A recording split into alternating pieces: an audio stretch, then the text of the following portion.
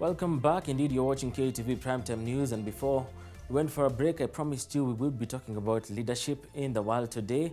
And be sure to stream if you're in a place or if you need to inform anyone who would be wanting to watch this particular interview right now, to stream on our Facebook page at KUTV Kenya. Now, Kevin Cruz, a contributor in Forbes website, defines leadership as a process of social influence which maximizes the efforts of others towards the achievement of a goal.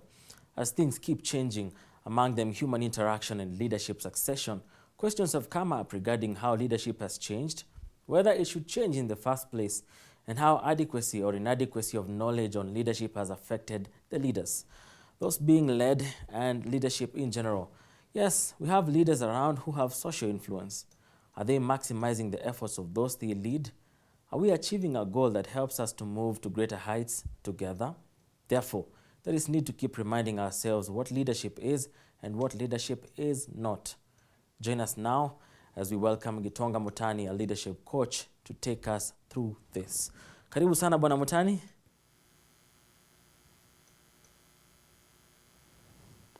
I lost it somewhere.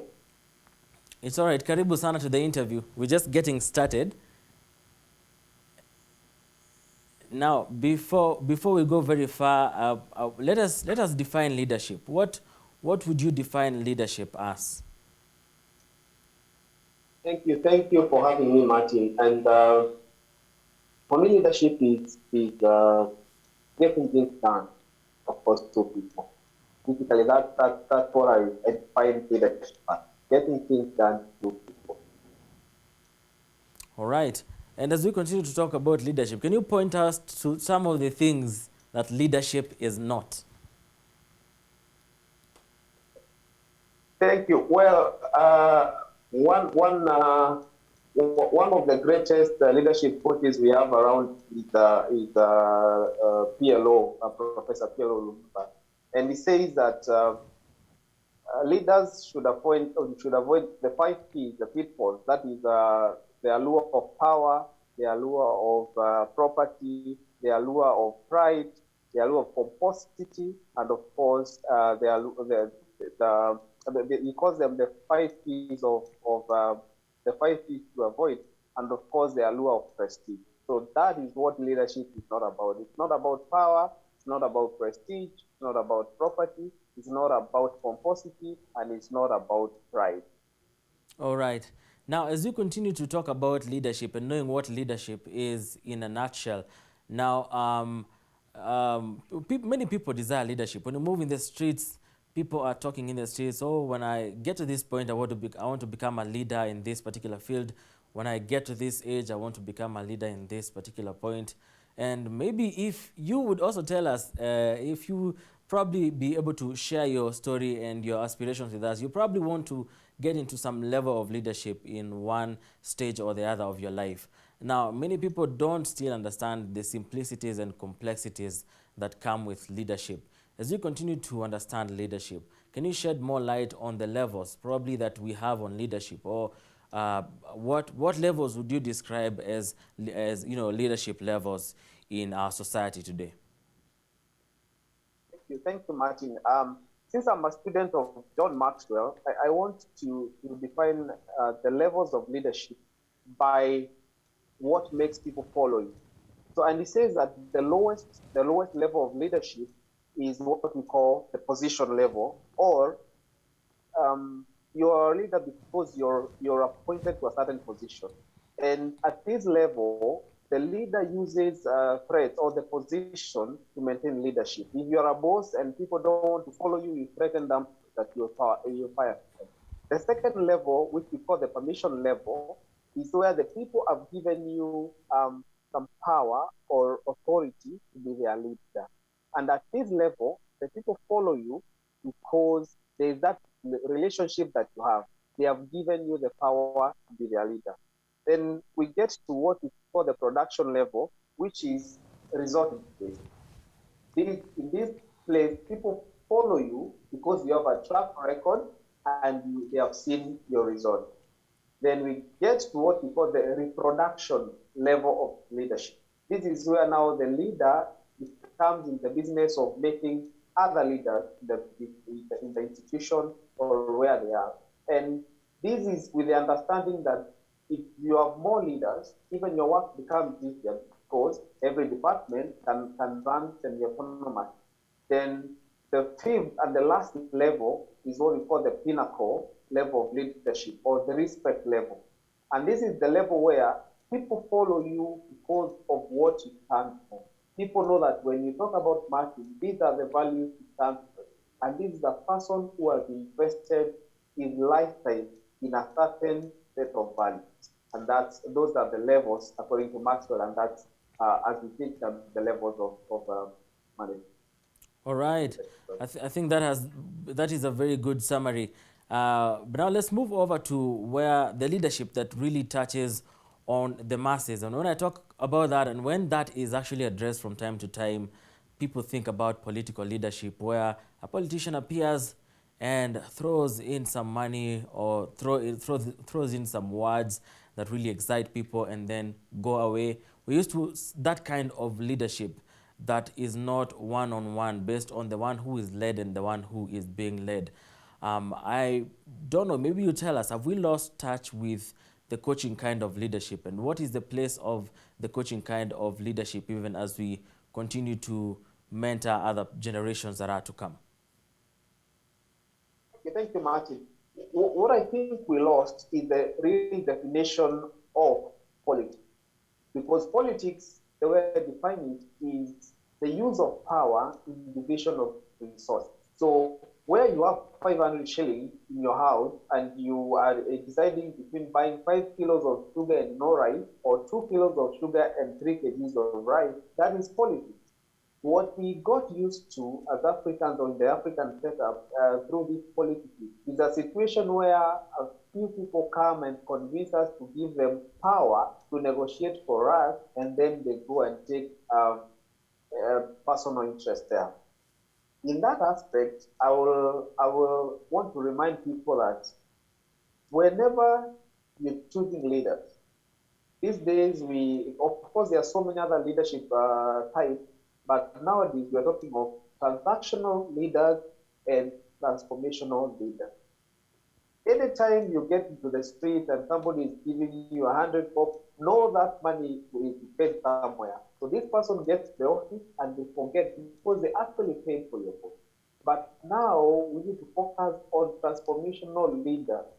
If you get somebody by what they stand for, what their mind is, and the ideas that they bring forward, this is a person who can transform the community from wherever we are to the next level.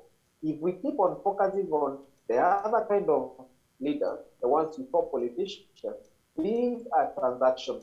And for every shilling that they give, they expect that they will reap it return. So it is not that we forgot about leadership. It is we, the led or the followers, who forgot what we need to look for with leaders.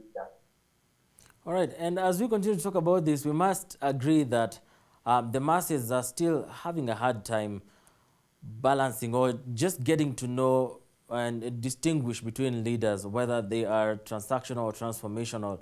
And as we speak about that, when we look at the leaders who govern our spaces, and case in point, let's look at some of the nations and the situation that we have in the COVID-19, where a country like Brazil, where the president, Mr. Bolsonaro, is facing a crisis right now. He's been, he's being probed by the Senate for, early in the times of COVID-19, refusing to follow the COVID-19 measures, especially the lockdown measures, and the country ended up being hit hard by the COVID-19. And as opposed to here, for example, here in the country where lockdown measures have been put and the country now has gone into facing economic depression, where is the place of balancing in leadership? Because when I look at these two scenarios, you either choose this or this. And when you choose to protect people from economic depression, you end up killing people. And when you save the lives of people, they end up in depression. And that brings a crisis in leadership. Where is the place of leadership in solving some of these crises? And what is the best approach in the long term? Thank you, Martin. Now, there is in leadership, there is what we call situational leadership. Now, the case of Brazil, where sadly I think around 14 million have been infected and 300,000 plus have passed with the COVID complication. And closer home, we also had a country like our neighbor Tanzania. And then we have our country, Kenya, and what the measures we are taking. Now, every leader has a choice, and like they say, choices have consequences. And in this case, like in the lockdown cases, you have a choice where you expose your citizens to economic depression, or you or things like hunger and all that, and people balance according to the resources. Like I said, politics is the use of power in balancing the scarce resources you have. So some leaders will look at what they have and say, even if I put a lockdown, where will I get money to feed these people? Others will say, if we zone like whatever we've done in Kenya, we think these people will not be affected to a very big level, and they will survive, and probably the rate of the disease will go down. So for me, I don't really get into the business of judging these leaders without actually knowing what the fact they have at hand. Because like in our case, our president probably consulted and was told, if we zone these people here, the economic activity will sustain them for some period. But in another place, the president, with his advisors, felt that better way would be to allow people to continue their life and also give them a few um, behavioral minimums that they should adhere. Now, the results will speak different. There are some people there are some countries will be more affected using the same strategies that other nations have used. There are nations that will be affected in an adverse way because again, when you sit in that position of power, if you have the right advisors and you follow what they tell you, the outcome would be different. But there is nothing as dangerous as not making that. All right, and these decisions that are made are meant to, as you say, protect people from one thing or the other. Now, as we talk about protection, the leader is always looked to and looked up to as a shield. Do we have particular points where the leader is supposed to be shielded by the people that they lead? And if so, how and why? It's a famous story of that king who was naked and people are not telling him he was naked until a brave young boy told him, excuse me, Mr. King, you're naked. Now, sometimes sometimes leadership brings a lot of elements to the leader, and this person, if this person is not protected from the realities of the ground, this person might be making the wrong decisions. What do I mean by this? If we use our leaders, for example, the political ones, when you elect this person, you tell him, probably a member of parliament, go to Nairobi to represent us. This person needs an office that is with the electorate, where they'll be telling now, today your people select and today there's a certain road that was served by the day. But in the lack of this, if the system does not have this check and balances, the leader will be up there, quote unquote, naked without somebody tell them that they are naked. Because the strength of a leader is with the followers. But if the followers are what the Greeks call idiots, the ones who don't care, this person will live without thinking that he is the best. However, there could be some things that they are not doing. So this is where we need advisors and leaders. This is where we need oversight or the so-called watchdog. Because anytime you go astray and you have an advisor or you have the oversight team, they will be able to tell you now, here, come back. If you are the CEO of an organization and your board is telling you, I don't think you are going the right way, let's refocus and get back to track. So the only way to have this leader shielded is to have advisors or a group of people who can do oversight on the leadership role. All right. And as we speak about checks and balances, accountability is key in such spaces as ours where we have democratic kind of leadership style that we have in this particular country and many other countries in the world. Um, Hitting close home, how would you rate the accountability of leaders, especially political leaders here in the country, on a scale of 1 to 10? And why? Now, our country is blessed with some of the best leaders in the world. It is also unblessed with some of the worst. And I'd really not blame them as such because our voting patterns or our selection patterns also have a lot to play because when, like I said there before, when you elect a leader on the basis of the amount of money or the amount of alcohol they can buy, this person will only be accountable to the money he paid you to vote for. So many of the so-called non-accountable leaders know that they got into office in ways that are not what we call the virtual way. So when we're talking about accountability, we also need to talk about the people who give us leaders the power to govern. Because if, like the Greeks say, they categorize people as idiots, tribesmen, or citizens.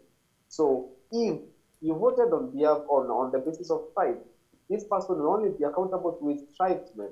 And tribe could include religion, could include any family group that we have. But if we elect the so-called citizens according to the Greek, this is a person who cares and who does what is right. So our leaders are on a scale of 0 to 10. Some of them are close to a 6, others are close to a 1 or a 0.5. But in the whole mix, we as the people who are being led have a lot to play. If we need accountable leaders, we also need to vote accountable. And I'm glad you have mentioned voting and selection as part of those processes that really uh, give us leaders that do not fit the positions that we have open. Now, voting, yes, the masses come in vote. Some of the leadership positions, like the ongoing battle and a rising of questions in the in the selection of the chief justice. We have seen the nomination of Judge Martha Koome, and that has raised a lot of questions because that has not been done according to the due process that was put or that was laid on the ground. And that raising questions in itself is one thing, apart from the other leaders who masses go and vote for. Putting this particular situation in perspective, how do we ensure, and even being reminded of this particular office in the former times of the just exited Chief Justice, former Chief Justice David Maraga, who kept on having outcries that his body, his arm of government had been curtailed in terms of its freedoms and powers. How do this balance and how can we ensure that there is maximum accountability in leadership, specifically in this country that we sit in today? Now, what you do not send a soldier to the battle, you give them a gun without bullets.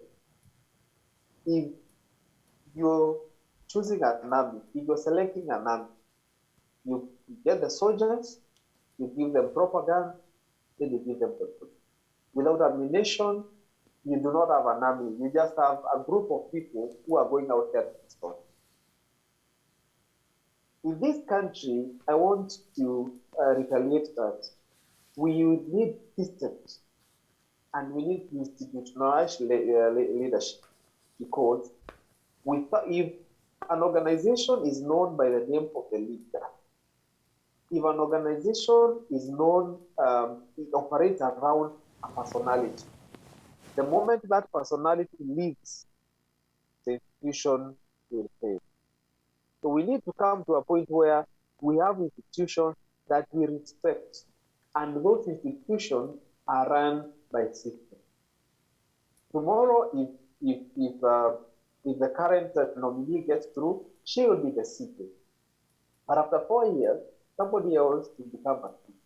If the Supreme Court is surrounded Justice Maraga, today that is gone, the institution will be collapsed. So in Kenya and in Africa, what we really need to focus on is to make sure our systems work and that these systems are in institutions, not personality. Let's remove personalities from our institution. Let's remove the names of people from our system. Then this system can run whether Mutani is the one leading, whether Mutegi is the one leading, whether anybody from any corner of this country is leading. Let's focus on building institutions and systems. That is the only way then we can be able to say 10 years down the line, this institution will be performing as good as it is, or even better than it is. All right. Thank you so much, Bonagitonga Mutani, for joining us today and giving us that eye-opening perspective on leadership. Thank you for having me. All right, now we take a short break right here on KUTV Primetime News. I believe you have learned something new, or you have been reminded of what really leadership is. And if you do have any questions on leadership or any other topic, feel free to talk to us at KUTV Kenya. That's where you can find us on all social media platforms. You can also find us on our website for more information at www.kutv.co.ke. Now take a short break. We'll be back with more. Don't go anywhere.